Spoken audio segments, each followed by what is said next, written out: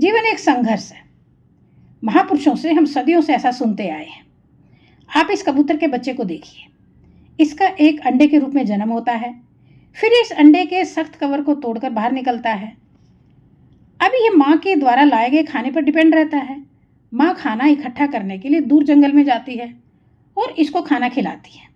जब माँ पास में रहती है तब तक तो ये सुरक्षित महसूस करते हैं, और जैसे ही इनकी माँ खाना ढूंढने के लिए बाहर जाती है, इनके घर पर दूसरे कबूतर कब्जा करने के लिए इनको मारते हैं और पीटते हैं, और पीट पीट कर घायल भी कर देते हैं। और ये दो बच्चे थे।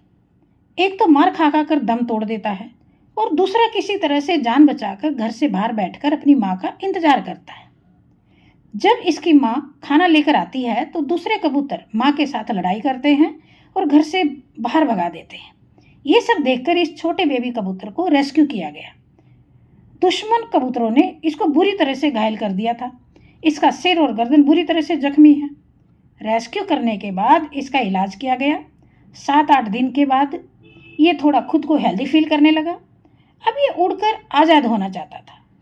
पिंजरे से उड़कर थोड़ी ऊंचाई पर बैठ जाता है और लगातार ये खुद को जज करता है कि क्या मैं अभी लंबी उड़ान भर सकता हूँ, क्या इसके काबिल हूँ।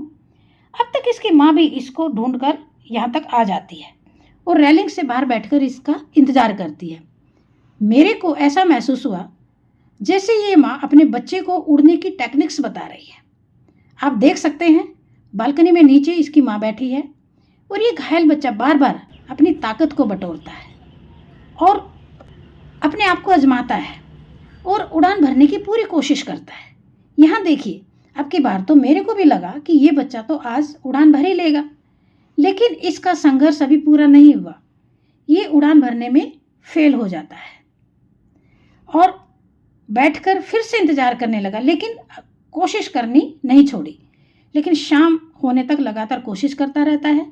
मैं बराबर देख रही थी कि ये रात भर इसी स्टैंड पर बैठा रहा और इसी सोच विचार में रहा कि सुबह होने पर मैं कैसे यहाँ से उड़कर जाऊँगा। सुबह होते ही इसकी माँ भी आ गई। अब इसने फिर से कोशिश की और स्टैंड से उड़कर बालकनी में बाहर आ जाता है।